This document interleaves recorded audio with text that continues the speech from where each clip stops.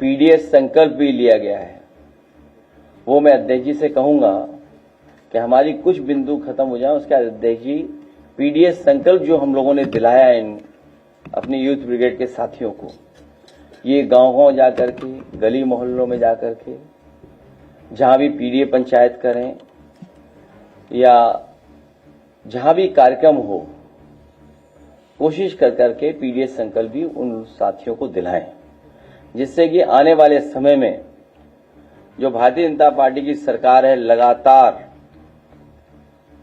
Propaganda पे काम कर रही है,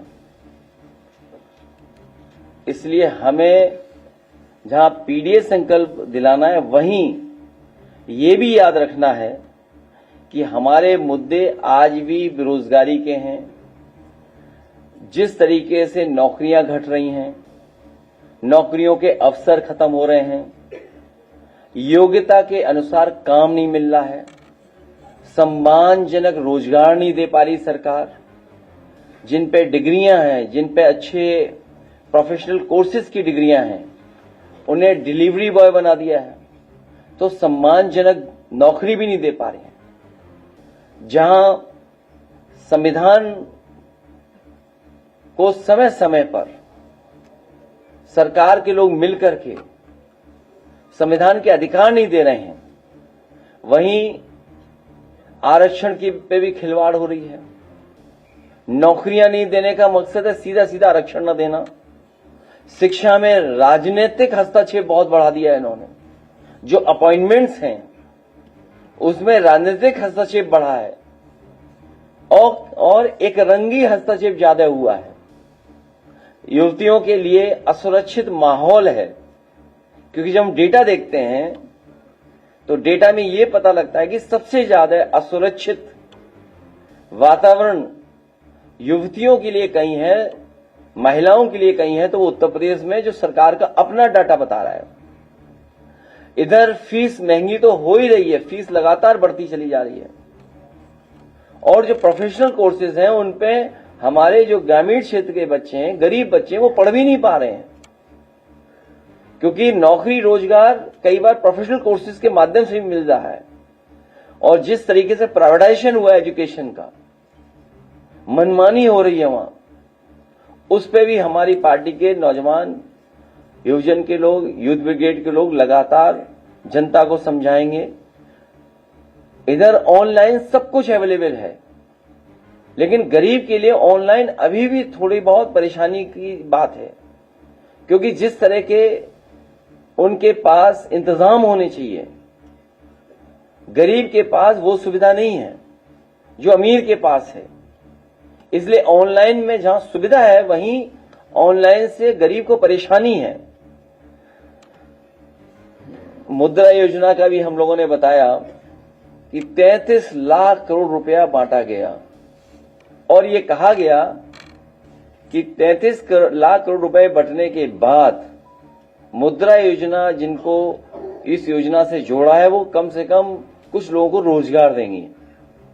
अगर हम सरकार का ही कहना मान लें, जिस तरीके से 52 करोड़ लोगों को इन्होंने मुद्रा लोन दिया 33 लाख करोड़, अगर 52 करोड़ लोगों को जिनको मिला है, अगर एक व्यक्ति को भी नौकरी दी हो,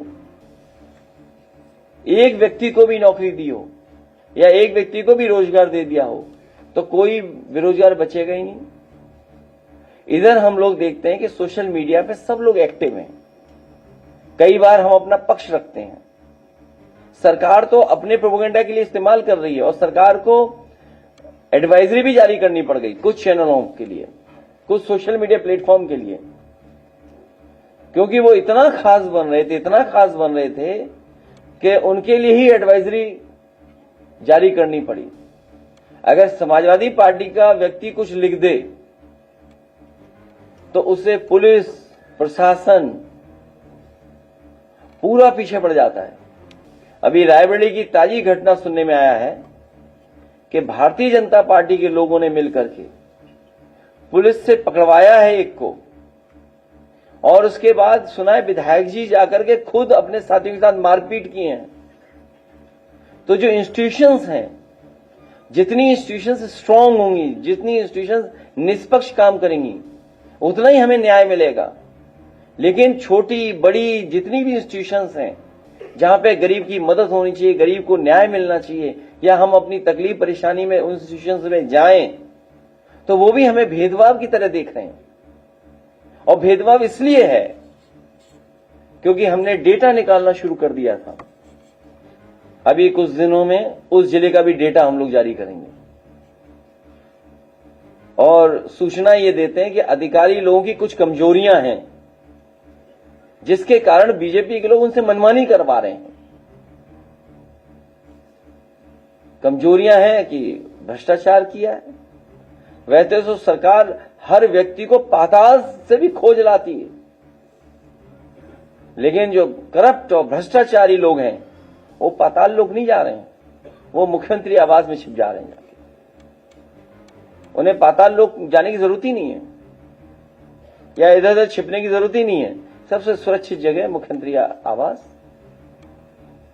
वहां जाकर के छिप जा रहे हैं। इसलिए मैं अध्यक्ष जी से कहूंगा कि आज नौजवानों ने संविधान बचाने के लिए, आरक्षण बचाने के लिए जो संकल्प लिया है, इसके साथ साथ पीडीएस संकल्प जो लिया है, हम प्रेस के साथियों के सामने कहेंगे कि हमारे नौजवानों को जो गांव-गांव, घर-घर, गली मोहल्ले लेके जाना है, वो पीडीएस संकल्प एक बार अध्यक्ष जी फिर पढ़ते हैं।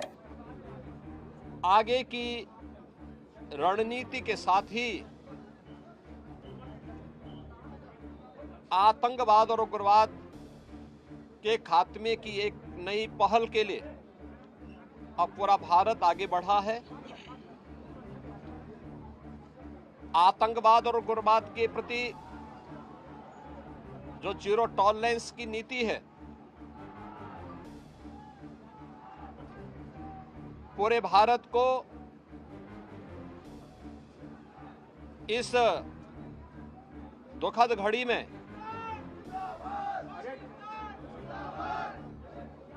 प्रधानमंत्री मोदी जी के नेतृत्व पर विश्वास करना चाहिए।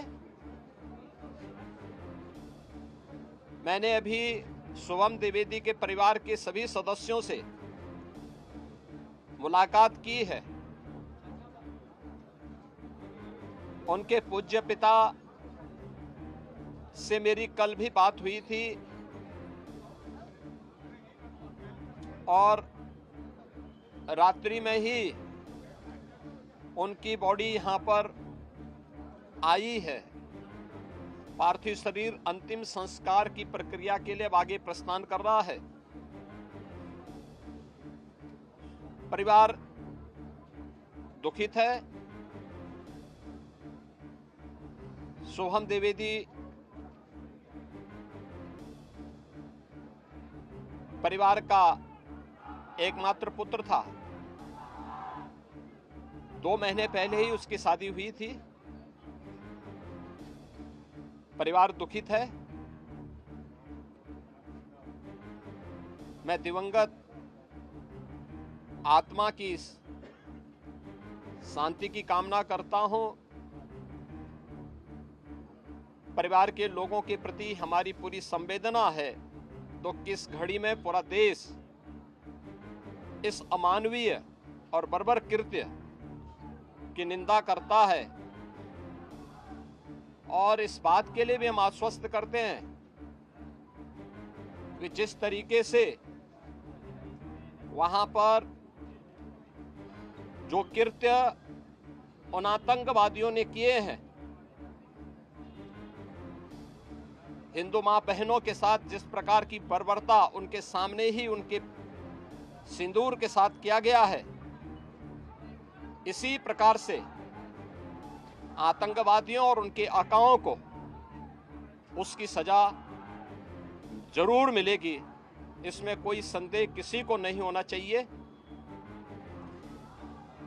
मैं पूरे परिवार, हम और हमारी पूरी सरकार, डबल इंजन की पूरी सरकार पीड़ित परिवारों के प्रति साथ खड़े हैं।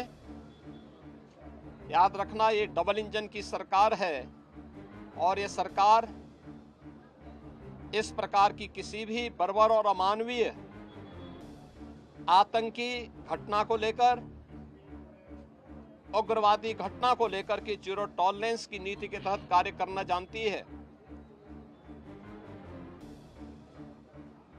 यह वह सरकार नहीं जो आतंकवादियों पर दायर मुकदमों को वापस लेती हो या वहां पर भी अपना वोट बैंक देखती हो।